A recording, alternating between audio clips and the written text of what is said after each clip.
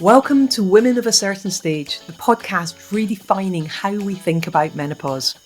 I'm your host, Lauren Churin, a passionate advocate for breaking the stigma and empowering individuals to navigate this transformational stage of life with confidence and clarity.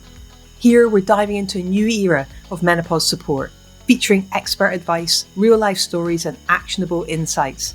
Whether you're curious about building your personal menopause plan or you're looking to make an impact, you're in the right place. Let's embrace the change together.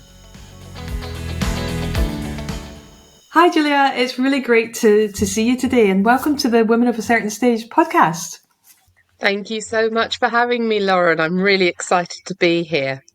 I'm looking forward to our conversation today, and I'm just curious, when my students graduate or they're getting ready to graduate from the Become a Menopause Coach program, one of the things I always do is invite them to come and share their experience. But more important than sharing their experience on the Diploma program, also just sharing a bit more about you. So could you tell everyone that's listening a little bit about who is Julia? Okay, so Julia is a 58-year-old woman that lives in London. I have been a natural health therapist and teacher for nearly 30 years now.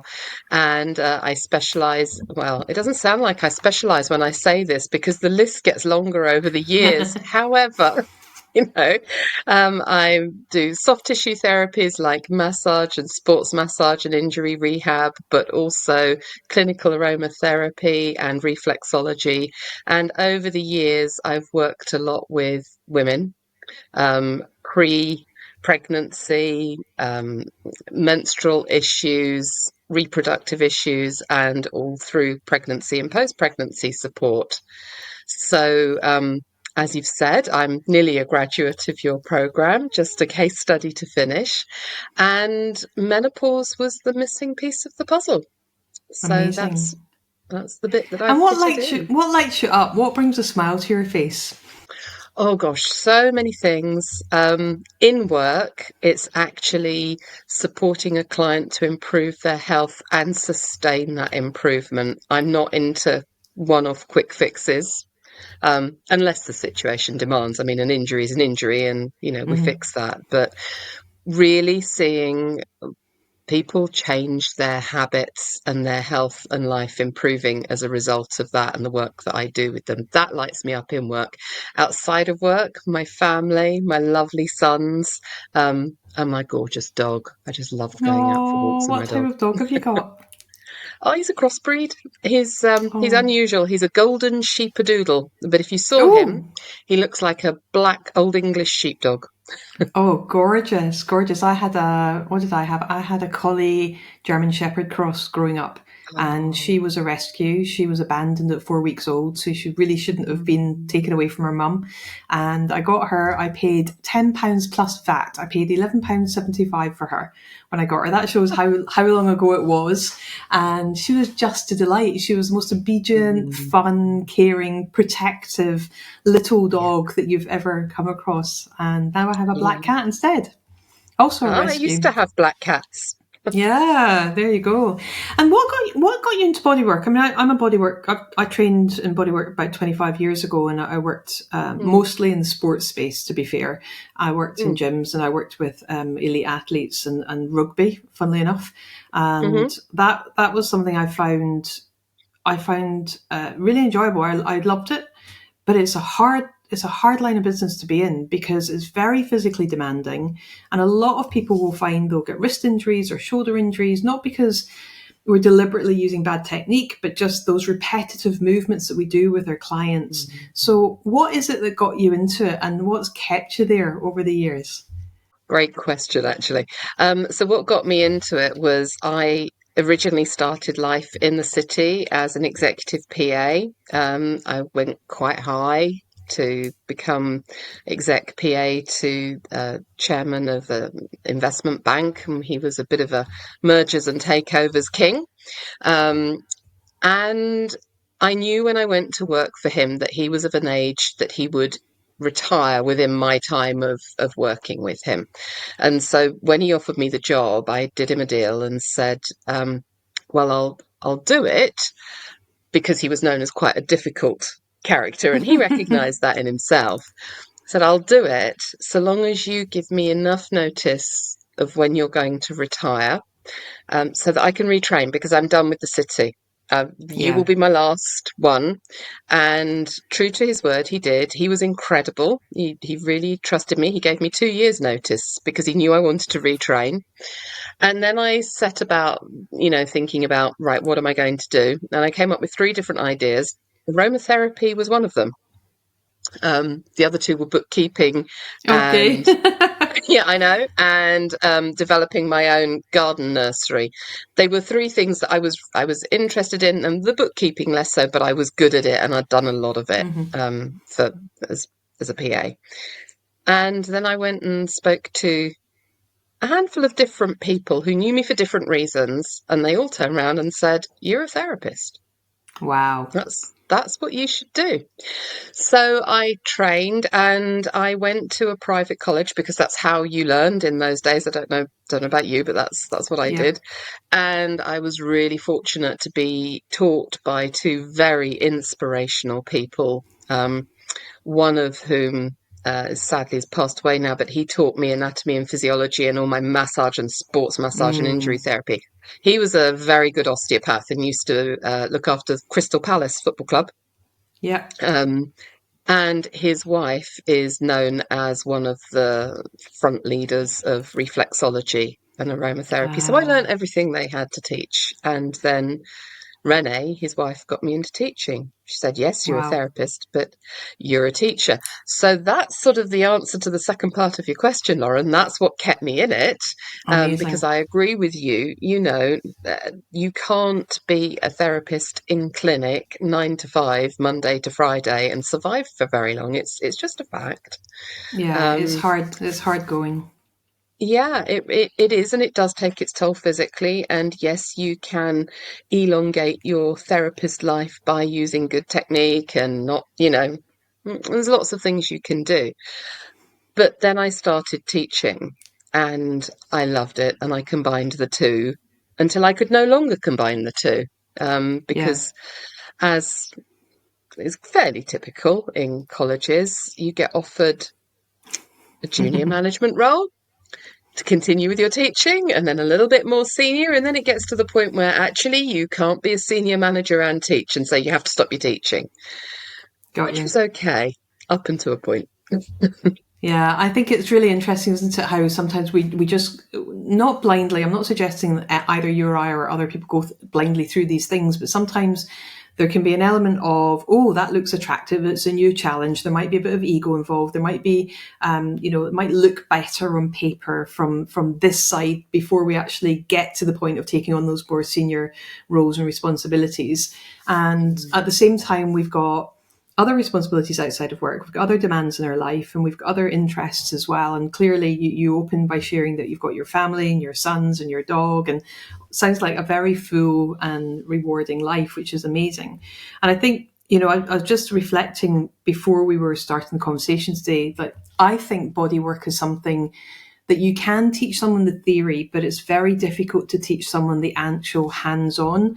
I think people either have the touch or they don't. I don't know what you think about that, but I'm pretty biased, but I do think that is something that is very, very difficult to teach somebody. Mm, I mean, I was very careful who came onto the course.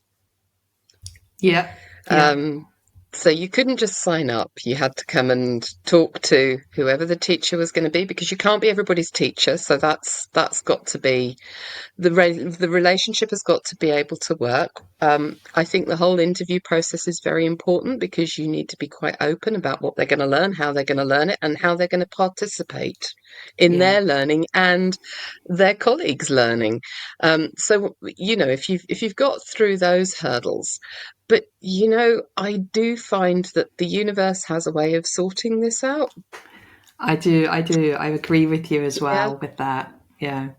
And I, yeah, I take a very similar approach with the Menopause Coach Diploma yeah. You because do. I ran a pilot program and I learned a lot on that pilot program about how to understand who's a good fit. Because although I'd been a coach for years, although I've done bodywork for years, been a personal trainer as well, There's definitely an element of you're either a good fit to work with somebody or you're not. And I do think it's really important to have that conversation, that chemistry check, call it what you want, to just identify whether what you've got to offer is actually a right fit for a potential client or not. And whether, you've got that chemistry, if you're going to be working with somebody, supporting them in their educational journey and responsible for the outcomes. I mean, they're responsible for their outcomes, but you're responsible for making sure they've got every possible way to succeed. You have to have that good fit. You can't just take anybody on board. So Yeah. I think that's quite an interesting one, and I think having also completely changing the subject altogether here for a minute. But I worked in my son's school for 4 years, and it's really fascinating from the education system. Pupils go to school, teachers teach in schools. There's no choice in that whatsoever.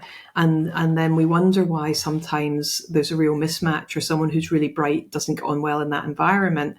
And I think that, I know the school education system doesn't have the capacity to be any more discerning or to change anything, but it does make me wonder, if we did look more closely at how people went on their educational journeys, how much more successful we could help people become. Just a thought. Yeah, I do agree, but I think there's also a lot to be said for proper teaching skills, and that's not to say that our teaching workforce don't have proper teaching skills. But I trained as an adult teacher, so I'm Mm-hmm. not qualified to teach children or young Mm-hmm. people. I'm qualified to teach 18 years and above because that Yeah, was my subject, and so yeah. and I worked in adult education. Um, but the way that you teach an adult is quite different. Oh, yeah, yeah. And I think and feel that if we applied a bit more of how we teach adults to how we teach children, it could be a lot more successful in some circumstances Yeah. and with some subjects. Mm-hmm. Mm-hmm. I, you know, and I also think that it's about communication. Yeah. And I always said to my students, if you don't understand something, it's because I haven't communicated it to you in a way that you can understand it. So please say Correct. so, and we'll go again, and I'll find another way of saying it, or showing you. But don't hold back because it's me, it's not you. Yeah, I love that. And it's really interesting because, again, one of the things I do, and you know this from the program, I ask for feedback every week. I'm asking you to do self-reflection, but I'm also giving an opportunity for feedback, because if I don't get that feedback, I don't know where I need to course correct. I don't know whether the way that myself or my experts are delivering the material is actually landing with people. And sometimes it doesn't land, and we have to course correct, and that's fine. But it's always really important to let students know that they have the opportunity to give that feedback, to ask for things to be delivered again or delivered in a different way. And that kind of brings me full circle. I think a lot of what we're saying, actually, it's really interesting because we didn't plan this, right? But a Right. lot of what we're saying is really, really similar in terms of how you've approached it. But you've taken things a step further, because you don't just teach, you also assess as well. So you're seeing it from all the different possible angles that you can look at it. What are the key criteria for assessment versus teaching? What are the differences in there? Okay. So teaching is about skill and knowledge development. Assessment is about sampling that knowledge and skill development. It's not about looking at the whole thing. So, when you do an A level, you have a huge syllabus, and you will never sit an exam where the entire syllabus is covered. That would be ridiculous and impossible. So it's about ensuring that the person is competent to the level that they are being assessed to. Now, in the therapy world, that's done in a variety of ways. You have Yeah, practical and theory assessments, so you have exams, but you also have a Viva, so you have to talk. So you get assessed through the whole range. yeah. As an assessor now, I'm assessing on I'm moderating, so I'm more of an examiner. Um, I'm moderating on a program that gives adults access to university. Mm, And so it's more of a portfolio. So I'm looking at their portfolio of work and agreeing mm. or disagreeing with their college. Ooh, as to the grades that have been awarded. oh, yeah. Oh, so that brings into another whole question. And there's so many things I want to ask you about, and we haven't even touched on some of the things we were going to talk about, which is to do with the Menopause Coach Diploma. But that brings into another angle in this, because to be able to do that, you may potentially be going into contentious situations where there is disagreement there about other people's Hmm. views on that work. So that must imply, therefore, says me assumptively, that you have good negotiation skills as well. So how do you approach a situation where perhaps you've got one view and the college has another view about a student's work? Okay. So I asked them to explain to me, because I see it in writing. I don't Yeah, get to have a conversation initially. So I'll look at what they've written. And if I have a difficulty with it, and I think it's a fundamental problem, as right. in it wouldn't enable the student to progress, then I would actually ask for a conversation, and I would just say, I'm just curious to know how you arrived at this decision, and I'll let them speak first. And then it really depends on what they say, what they choose to say, because Yeah. so often an assessor will turn around and say, I'm not surprised you picked this one, Julia. How did you find it? Out of all the things you could have picked to look at, I can never answer that. I just have a sense for these things. Yeah. Um, and I think people with experience do. But the answer that comes back is either, well, I'm not surprised, but I thought on balance because of X, Y, Z, and if you look here and here, I came to this conclusion. So it's just a case that in writing they hadn't communicated that. Got you. And there's your natural inclination to coach. I Yeah. lead with curiosity. I open with curiosity. I let them speak. I give them space, right? And that is absolutely the essence of a professional, successful coach. Someone who leads with curiosity, is opening the curious questions, is coming from a place of wonder for their clients as well. So you said at the beginning that the one missing element of the work you were doing was menopause. So what was it that led you to source some sort of education and then to choose the Women of a Certain Stage diploma program? And one of the things I teach is anatomy, physiology, and pathology. And I last summer had to rewrite some materials for the exam board, and one of the systems was the reproductive system. And having gone through menopause myself, I'm postmenopausal, and a lot of my friends and a lot of girls I went to school with, they're all at the same Yeah. same stage. And I realized that there was just nothing said about it. Simple as that. I can teach the whole reproductive system and not mention menopause beyond, and it ends with menopause. And I felt really embarrassed by that. That's just Yeah. awful, awful, really, because so much goes into it. And also my clients are I'm getting more and more peri and postmenopausal women, and they needed a bit more from me. And I'm very much about um, giving advice or lifestyle hacks that I know work. So they'll either be research based or they'll be something that I have tried personally ad nauseum before I'll say it to somebody else. Yeah. Yeah. So that was the why I felt lacking in my own knowledge. Hmm. And yeah, sure, of course, I could have gone and read a few books. I could have researched it on the internet, but there is so much opinion and fact. Just for that anyone listening, Julia did do the quotation marks around fact there. We are in violent Yes, agreement on this one. Yes, I agree. absolutely. That I do what I always do in these situations, and I go look for the experts, and I go look for someone who can teach me and tell me. Um, And inevitably, social media plays a part in this because as soon as you start researching things, into your social media feed, in this case it was LinkedIn, starts falling, everything that's related to the topic that you've been researching. Um, and I came across you on LinkedIn and I started following you and I started looking at things. And when I compared with other offers that were out there, Women of a Certain Stage appealed to me because it has a complete structure. You personally have a lot of experience and knowledge. You don't have a dissimilar background to my No, own, so not I at thought that all. that works actually.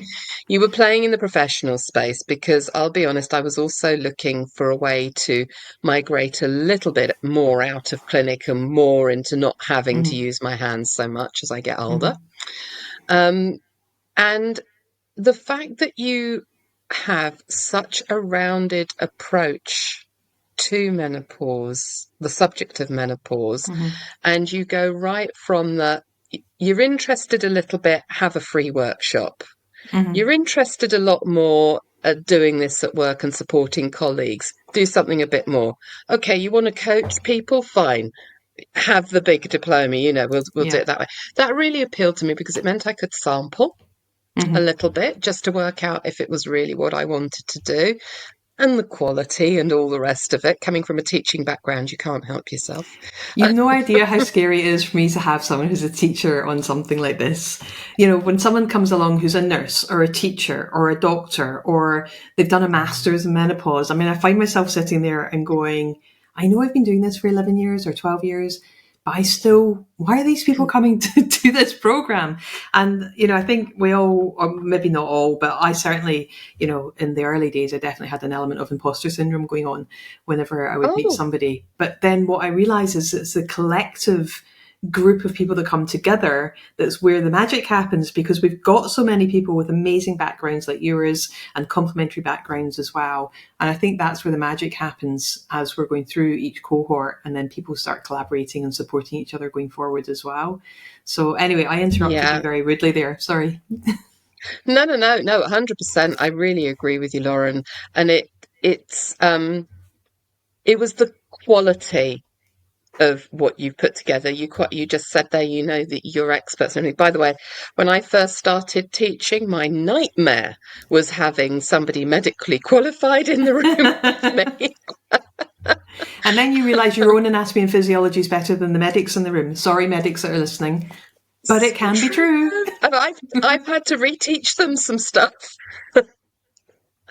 Been there. Very Yeah, interesting. Yeah. But that's absolutely. because we make assumptions about our medics, right? We make these assumptions that we've grown up, or my generation is definitely a generation that grew up always believing the doctors had all the answers. And it's Yes. only, I think, when you get to menopause, you realize that actually nobody has all the answers, especially not always our doctors, unless they've got that specialist background. But yeah. Yeah. So you came along because of the quality. And what did you find? What was your experience going through the program? So first of all, I've done a lot of courses to do with teaching, training, leadership, but I've never ever done any coaching. Although I would say I probably have done it naturally because I used to manage a very large department of teachers. And so, if I had to go and do an observation of their teaching, then the conversation afterwards was probably very much a coaching style conversation. But yeah, but not, I didn't knowingly do that to a Mm-hmm. framework. So, one of the things that I really wanted to learn about was, okay, so what's the difference? What's coaching? What's mentoring? What's teaching? What's the difference between all that? That was so well taught and experienced. I think one of the things I loved about the course was the experiential learning, the fact that you would be our coach and take us through whatever the topic was for that week, but then we'd go off into breakout groups and get to try it out on each Mm-hmm. other. And that I think is so invaluable because it wasn't just about developing my knowledge around menopause and everything that was available in terms of what the medical profession can offer, orthodox medical profession can offer, Mm-hmm. but there was a whole range of other things as well alongside that. And we had this wonderful opportunity to actually do some practice on each other before we had to do any case studies. So, in teaching terms, it was so well scaffolded and stepped through the whole learning journey. Phew, says me.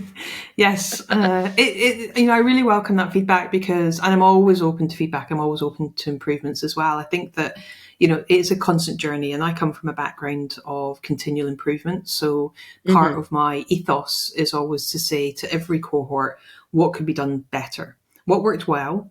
What did you love, but what could have been done better? And that way I can always build going forward. So every cohort has those 1% incremental improvements as we progress.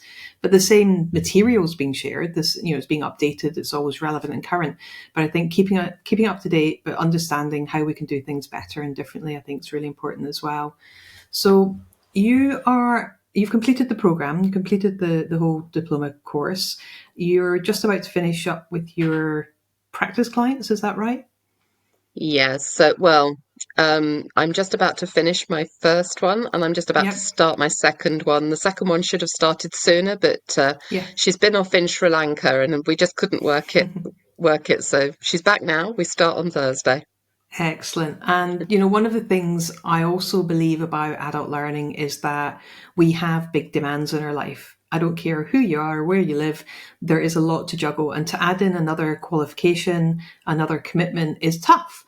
So I always make sure that we allow for another 3 months at the end of the program for people to be able to tidy up and finish off anything that's arisen, catch up on any coursework that has fallen behind, and also to complete those practice clients as well. But also making sure that people really know that they have a personal responsibility to raise their hand and ask for support, because we can't, it's just not physically possible to constantly chase every single person every single day to see where they're at and what they're doing. So I think that is something that we have, that accountability, but it's a two-way accountability. And I don't think we treat our students like children. I think we give them the Not respect they at all. deserve. We make it their responsibility to turn up. And one of the other things with your cohort, which we've had in other cohorts, is a really high show up rate as well. So Mm, I think that's something that is very, very different from most programs I've been on, where you actually do get to eyeball the people in your course practically every single week for all 18 weeks as well. And I long may that continue, but I haven't figured out what it is that makes people turn up yet. So I'm still trying to understand that so that I can use it to everyone's advantage going forward. So yeah, that's an interesting one as well. I think that a large part of it is that there is most definitely new ground and a lot of new ground every session. So you want to hear it in person. You do, because Yeah. you want to be able to ask questions and get it. I think the experiential part of it, the actual practice with Hmm. other attendees on the course, I think that is gold. And once you've done one of those, you don't want to miss that. Um, I really do. I also wonder if it is the the industry area, if you like, being about health, because I Hmm. used to find that in class, our attendance rates were amongst the highest in the whole college for the therapy classes Hmm. because people wanted to be in that class. Yeah. Yeah. It's interesting, isn't it? It's interesting. I always like to understand these things. I don't come from a teaching background, so I'm always Mm. fascinated by what makes people tick. I mean, I've got a psychology background, so I should know a little bit about it. But it's something that I am continually fascinated by, and I love when the experts come in and share their, because I sit there completely captivated when I'm listening to the experts delivering the program as well. So one of the things you haven't mentioned, am I correct in recalling you're also an author? Yeah, I So am. tell me a little bit about what inspired you to write and what you wrote. Um, Time on my hands when we weren't allowed to go to work in 2021. We all remember those times.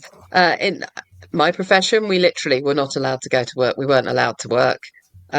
We did get financial support, which was very, very fortunate. But I had time on my hands, and I also wanted to be able to help. my people, my clients, and Mm-hmm. I actually couldn't, but I used my knowledge as a teacher. I taught aromatherapy for years as well as reflexology and anatomy.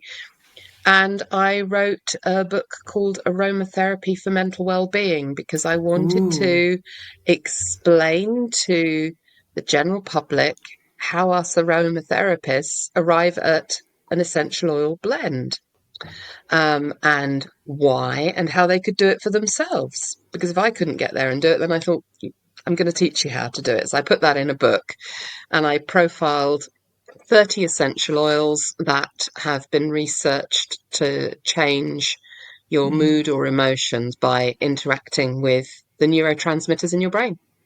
I think we might have to invite you along to do a grad session. What do you reckon? I'd love it. I'd love That it. would be Actually, amazing. there's some really, really interesting research out there. And I do rely on research where it is available and where it is of good quality. Yeah, and that's Sadly, yeah. I think we're yeah, about to both say the same thing, aren't we? The yeah. quality of the research in the complementary health space is questionable sometimes. So being able to understand what good quality research and what good quality studies are, how would you say to someone to spot the difference? You need to understand the parameters of research, really, and sort of like some of the core elements that need to be there.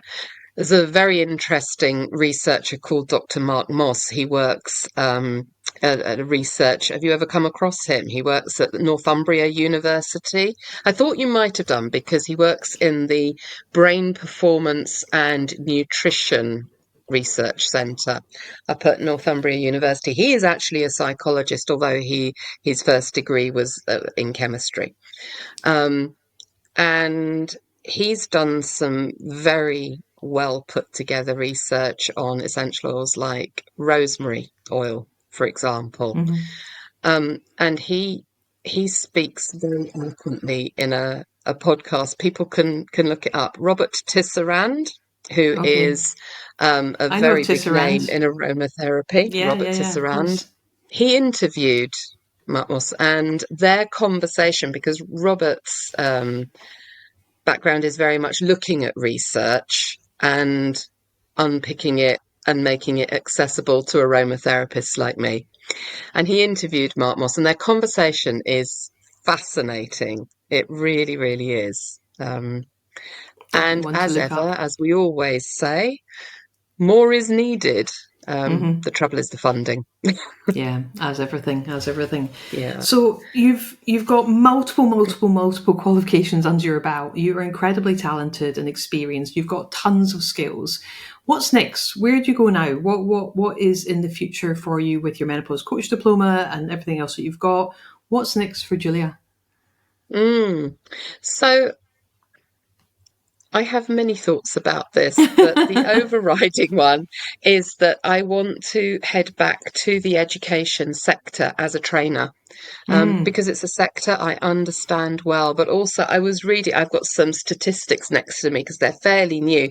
It's the Teacher Wellbeing Index results for 2024. I don't know if you've ever heard about this. Index. But why education? Because it's highly populated with women. It's one of the three top industries that has the highest percentage of female workers, and therefore the highest percentage of women who are experiencing perimenopause and menopause and postmenopause related symptoms. So I think it's an area that I know well, I understand the pressures of the job. But this latest index said 77% of the workforce report mental health symptoms due to work, such as insomnia, mood swings, tearfulness, difficulty concentrating, and memory.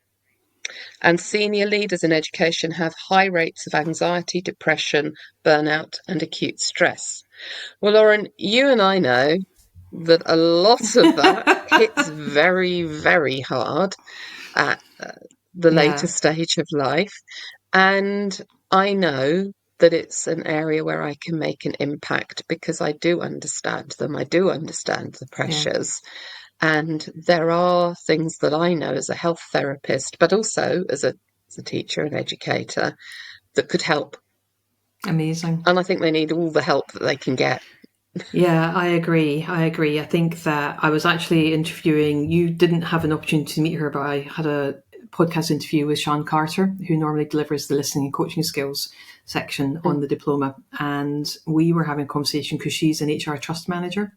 So she is working in the school sector, so very different sector, but it's the same problem. It's still education. It's still attracting the same people. And she's found that using the Diploma has enabled her to be able to do so much good and really help, especially the men in the organizations, to become much, much, much, much more empathic. And one of the stories she told me yesterday was she'd had a session where she did menopause for men. It was really well attended, had lots of questions at the end, but a couple of weeks later, one of the men came up to her and said that he'd just been about to go into what he thought was going to be a performance meeting that was going to lead to a disciplinary meeting with one of his senior team members. Having listened to her training, he reconsidered how he approached that conversation, very quickly identified that it was probably menopause that was troubling his colleague, and they came up with an action plan, and they didn't go anywhere near a performance conversation. There you go. I was like, oh my gosh. Yeah. And that's the magic of being able to have these conversations with people all about menopause. And I think you going into the adult education sector, given how well you know it, given the huge breadth of your skills, plus the Menopause Coach Diploma, I'm just so excited for everyone that you're going to help and support, because I hear the stories every day of the challenges. And as you probably know, my goal is to train 20,000 menopause coaches before I retire or die, whichever comes first. And yeah, I've got your back in every which way that I possibly can to help support you to drive forward and to help everyone else. I wish we had more time to chat today, because I feel as if we could talk for hours. So just because we're time bound today, and maybe we'll come back and revisit this in a year and let's see what you've done after that time. But is there anything I haven't touched on or asked you today that you would like to share with people listening or watching? Yes. I think, well, you sort of just touched on it, but this isn't just a menopause diploma and done. You're joining a community, and you're always around, Lauren. We can always, come to you. And I think that is absolutely priceless. To be within that community and to have that support is huge. So Amazing. And thank your you. cohort, my pleasure. And thank you for trusting women of a certain stage to deliver this. I love the fact that your cohort, before you were even all finished, had already arranged to meet every other Friday. Am I correct? Yep. Yeah. Yeah, absolutely. We meet every other Friday, and those of us that are close enough to London have booked tickets to Pause Live in October, and we're all going to meet up. Amazing. Amazing. This is what I love. It's the community, it's the Yeah. collaborations, it's the support, everything that I think we're often missing out on at this point in life. So I wish you every success, and I can't wait to hear how you're all getting on, and especially how you're doing going forward. Julia, thank you so much. Thank you, Lauren. Thank you for joining me on Women of a Certain Stage. I hope today's episode inspired you to think differently about menopause and the incredible opportunities this stage of life brings. If you enjoyed this episode, please share it with 3 friends who need to hear this message. Don't forget to like, subscribe, and leave a review. It helps us reach even more people. You can connect with me on LinkedIn at Lauren Turin, or visit our website at womenofacertainstage.com to learn more about menopause coaching, inspiring events, and corporate training. Until next time, let's continue making a difference, one conversation at a time.